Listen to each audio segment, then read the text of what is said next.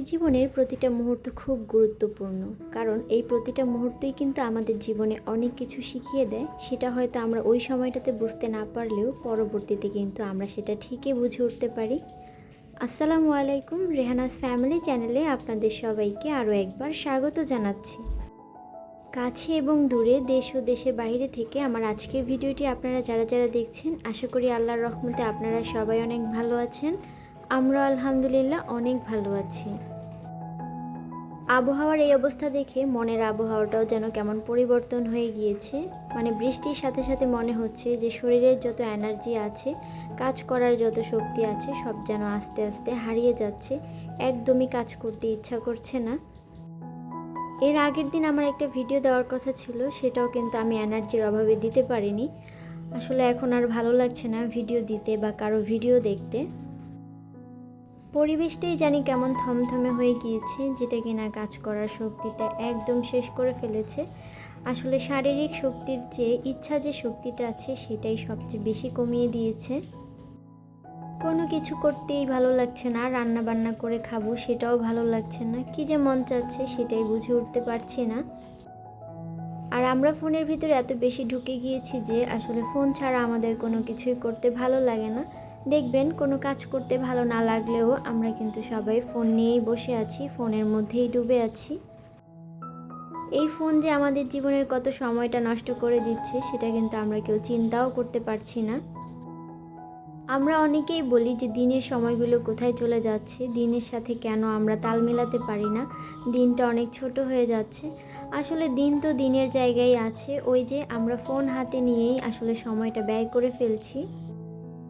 আমরা অনেক সময় মনে করি যে আমরা তো 5 মিনিটের জন্য ফোনটা হাতে নিয়েছি, কিন্তু সত্যি বলতে দেখবেন আপনি 1 ঘন্টার নিচে তো উঠবেনই না ফোনটা ছেড়ে। ফোনটা আমাদেরকে এমনভাবে তার সাথে জড়িয়ে ফেলেছে যে আমরা আসলে তাকে ছাড়া কোনো কিছুই বুঝছি না, বা তাকে ছাড়া আমাদের কোনো কিছুই ভালো লাগছে না।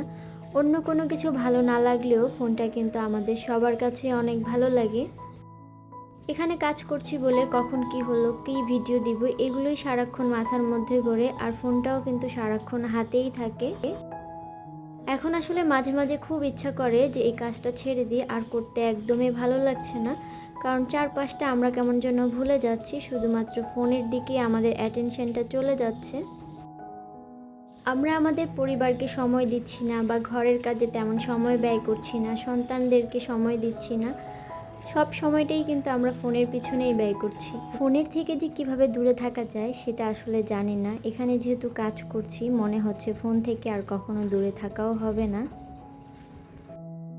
সকালের নাস্তার জন্য রুটি বানিয়ে নিয়েছিল, সাথে আজকে হালুয়া করেছিল। তো হুমায়রাকে একা একা খেতে দিয়েছিলাম, দেখি যে সে একা একা খেতে পারে কি না। কারণ তার খাওয়ার পিছনে আমাকে এত সময় ব্যয় করতে হয় যে আমার একদম ধৈর্যটাই শেষ হয়ে যায়। দু একবার একা একা খেলেও দেখা যায় যে পরে আর একদমই খাবারটা খেতে চায় না, তখন আমি খাইয়ে দিলেও আর খায় না। সেই ভয়ে কিন্তু আমি নিজে থেকেই তাকে খাবারটা খাইয়ে দিই। সবার নাস্তার পরে চাও বানিয়ে নিয়েছিলাম, আর এখানে এই তো বাসার কাজগুলো গুছিয়ে নিচ্ছিলাম। কাজ করার ইচ্ছেটা হারিয়ে যাওয়ার আরও একটা কারণ হচ্ছে, এখানে আসলে আমরা যেরকম ভিউয়ের আশা করি সেরকম ভিউ হচ্ছে না। কিছু কিছু মানুষের ভিডিও দেখলে আমি ভাবি আসলে তারা যা দেখাচ্ছে তাতেই ভিউ আসছে, আমরাও তো সেরকম কিছুই দেখাচ্ছি, তবে আমাদের কেন ভিউ আসছে না। এখানে যে কিভাবে ভিউ আনা যাবে সেটাই বুঝে উঠতে পারছি না। ধৈর্য ধরে তো কাজ করেই যাচ্ছি, কোনো মতেই যেন ভালো একটা পজিশনে পৌঁছাতেই পারছি না। তবে অনেক আপুদেরকে দেখেছি তারা তাদের পুরনো চ্যানেলগুলোকে বাদ দিয়ে নতুন করে কাজ শুরু করেছে, আর নতুন চ্যানেলগুলোতে কিন্তু মাশাল্লাহ ভালো পরিমাণে একটা ভিউজ আসছে। ভালো পরিমাণে যদি একটা ভিউজ আসে তাহলে দেখবেন মনটা কিন্তু এমনিতেই ভালো হয়ে যায়। মানে হচ্ছে আপনি যেটা আশা করছেন সেটা যেহেতু আপনি পেয়ে যাচ্ছেন, তাহলে কিন্তু মনটা এমনিতেই ভালো লাগে। এই যে এখান থেকে ভিউ হচ্ছে না, এজন্যও কিন্তু কাজ করতে একদম ইচ্ছা করে না। এখানে হুমারার বাবা গতকাল রাতে কমলা নিয়ে এসেছিল, তো সেগুলোকে একটু রেখে দিয়েছি, আর এখানে এই তো দুপুরের জন্য রান্না করে নিচ্ছিলাম। এখানে আমি চিচিঙ্গার মিষ্টি কুমড়োটাকে একসাথে দিয়ে ভাজি করে নিচ্ছিলাম। অনেকে আবার হয়তো দেখলে বলবেন যে এটা আবার কেমন ভাজি, আসলে কেউ খেতে চায় না, সেজন্য একসাথে দিয়েই ভাজি করে নিচ্ছি। মিষ্টি কুমড়া আমরা একদমই কম খাই, আসলে বাসায় সেরকম কেউ খেতে পছন্দ করে না। তো যেটা আসলে সবাই পছন্দ করে না সেটা তেমন একটা বাসায় খাওয়াও হয় না। এখানে যে একটা ডিম ভেঙে দিব সেটা আমার মনে ছিল না, পরে অন্য চুলাতে ডিমটাকে আমি একটু ভেঙে গুঁড়ো গুঁড়ো করে নিয়ে এখানে দিয়ে দিয়েছি। আজকে সাথে 2টা ইলিশ মাছ নামিয়ে নেওয়া হয়েছিল, তো সেই 2টা ইলিশ মাছকে কেটে দিয়েছে। আর এখন এই তো এগুলোর মধ্যে আমি হলুদ মরিচ লবণ এটাকে মাখিয়ে নিচ্ছিলাম। নাসরিন খাতুন ব্লগ থেকে আপু বলেছে, একদম ঠিক কথা বলেছো, যে যত বেশি পরিশ্রম করতে পারবে সে তত বেশি সফল হতে পারবে।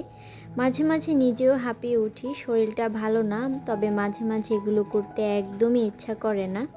এত দূর এসেছি খুব কষ্ট করে, এখন আর পিছু হাঁটলে চলবে না।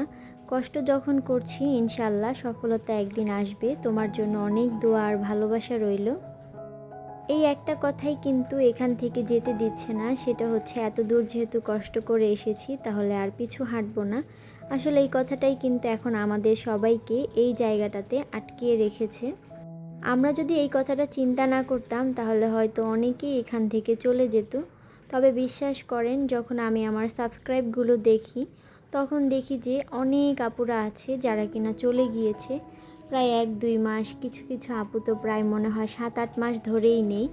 মানে তারা কাজ শুরু করেছিল, কিন্তু যখন দেখলো আর এখানে কাজ করতে পারছে না বা ধৈর্য শক্তিতে হচ্ছে না, তখন কিন্তু তারা সেই চ্যানেলগুলো বন্ধ করে দিয়েছে। এখানে আসলে সত্যি খুব ধৈর্য শক্তির প্রয়োজন। ধৈর্য শক্তি যদি না থাকে তাহলে এখানে আসলে কখনোই কাজ করা সম্ভব না।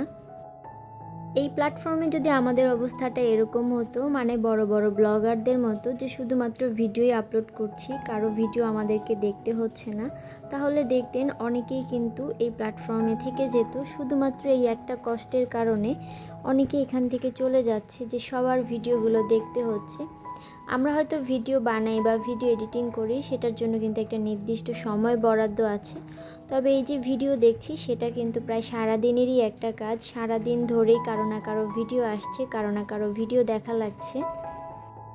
এটাই হচ্ছে সবচেয়ে বিরক্তিকর একটা বিষয় এই ইউটিউব প্ল্যাটফর্মে। যদি কারো ভিডিও না দেখে আমার ভিডিওগুলোতে অনেক ভিউ আসতো তাহলে সত্যিই অনেক বেশি ভালো হতো। আমি দুপুরের জন্য রান্নাটা কমপ্লিট করে ফেলেছিলাম, তো এখানে বাকি যে কাজগুলো ছিল সেগুলো এখন করে নিচ্ছি। এই কাজের অংশগুলো এখন আর আপনাদের সাথে শেয়ার করা হয় না। আগে আমি যে রুমটাতে থাকতাম সেখানেই ছিল, তো তখন সেজন্য শেয়ার করতাম। আর এখন আসলে এটা অন্য রুমে নিয়ে আসাতে আমার এগুলো একদমই শেয়ার করা হয় না।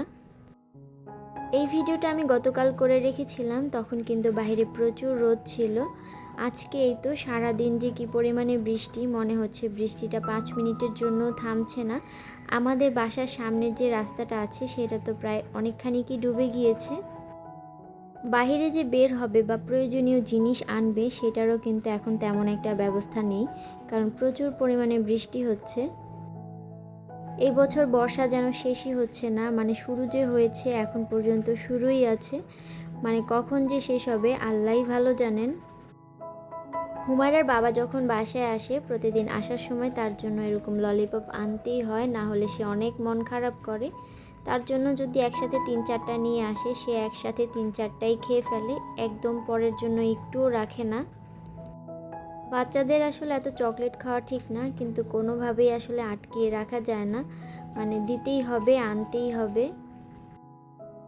এখানে বিকালবেলা আমার ননদ আলু দিয়ে পাকোড়া বানিয়ে নিচ্ছিল। পাকোড়া খেয়েছি অনেক দিন হয়েছে, বিশেষ করে শীতকালে কিন্তু অনেক বেশি খাওয়া হয়। তো আজকে যেহেতু ওর খুব খেতে মন চাচ্ছিল সেজন্য নিজেই এটাকে বানিয়ে নিচ্ছিল আর আমি শুধু ভিডিও করেছি। পাকোড়াগুলো যখন বানানো হয়ে গিয়েছে আমার রুমে এই তো এসে ও 1 প্লেট দিয়ে গিয়েছিল। তো এগুলো এখন আমরা মা মেয়ে মিলে খেয়ে নিব।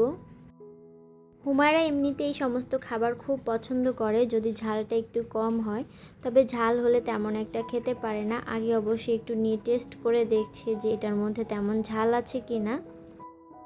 মরিচ যদি তাকে বেছে বেছে দেওয়া হয় তাহলে সে খুব ভালোই খেতে পারে। তো এই তো আমিও এখানে খেয়ে নিচ্ছিলাম। পাকোড়া বানানোর সময় যদি নুডলসের যে ম্যাগি মশলাটা আছে সেটা যদি ব্যবহার করা হয় তাহলে কিন্তু পাকোড়ার স্বাদটা অনেক বেশি বেড়ে যায়। আজকে মনে হয় ও ওই মশলাটাই ব্যবহার করেছিল, সেজন্য খুব ভালো লাগছিল। তো আজকে পর্যন্ত সবাই ভালো থাকবেন, আল্লাহ হাফিজ।